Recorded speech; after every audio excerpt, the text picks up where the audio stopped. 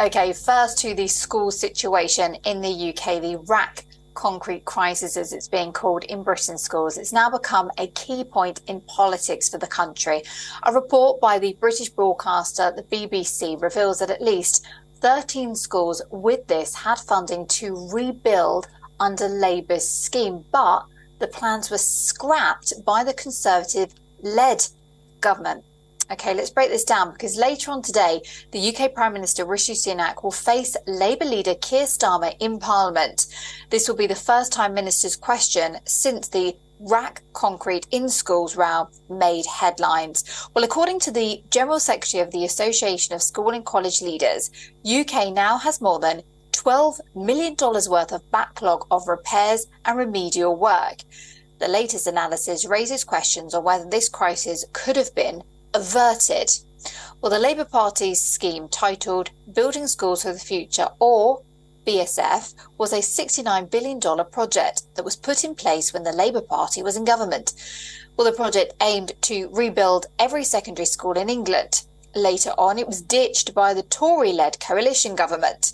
Then, Education Secretary Michael Gove said that BSF was characterised by huge overspending, delays, and needless bureaucracy.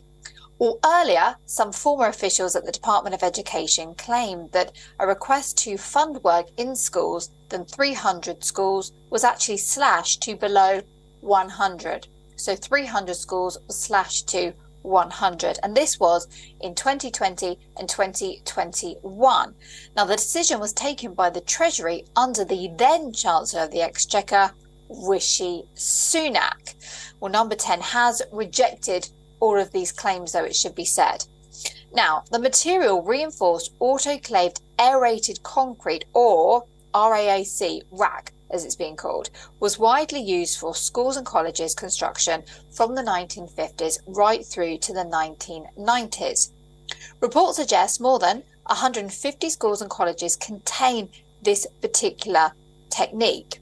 Now, these schools are on the verge of closing these buildings now because of this, fearing that aerated concrete is prone to collapse. Now, this also comes at a time as millions of students in England are returning to schools this week after their summer holidays. Meanwhile, reports suggest that NHS chiefs have also warned hospitals about their buildings.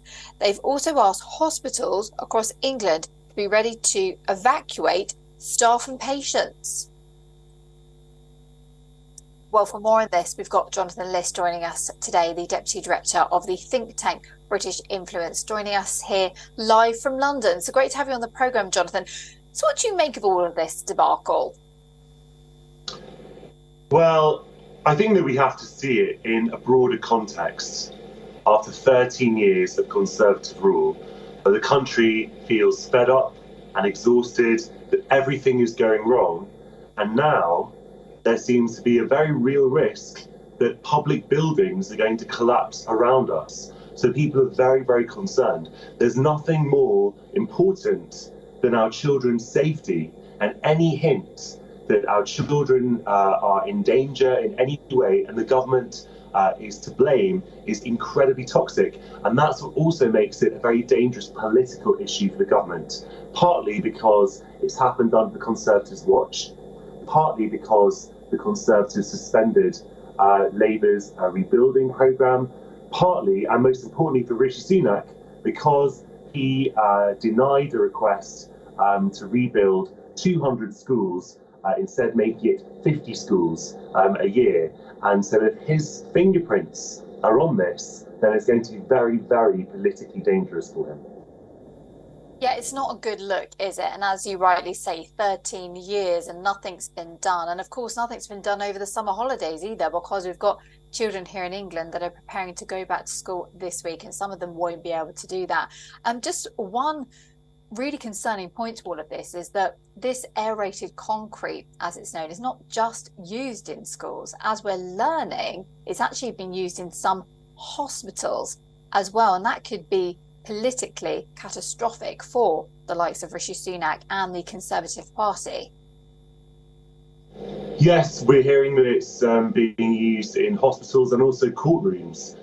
There's a court house in North London that's had to close indefinitely now. So this is a spiralling issue, and the government will want to make sure that it contains it, because it's becoming a symbol almost of national decline, that we can't even trust the buildings above our heads to stay upright under this government, after years of austerity, after the years of economic mismanagement that so many people feel has characterised the last few years, which is why the Conservatives are so far behind in the polls.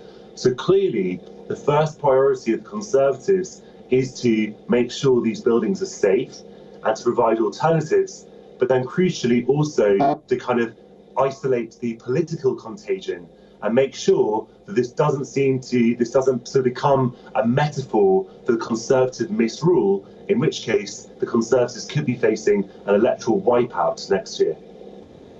Okay, Jonathan Liss, thank you so very much indeed, Deputy Director of the think tank British Influence, here live from London on WION World as well. Thank you for your time.